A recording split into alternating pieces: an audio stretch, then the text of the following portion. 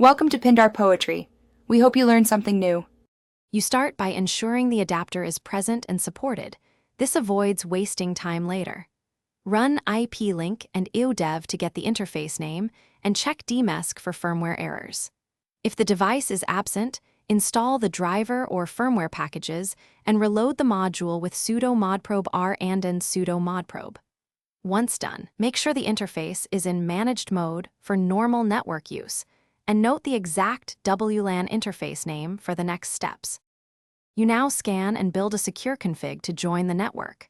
Use IO or ILList to scan and identify the SSID and channel, then generate a WPA supplicant file with WPA passphrase so the PSK is stored correctly. After saving the config, launch WPA supplicant in the background with the correct interface and config path.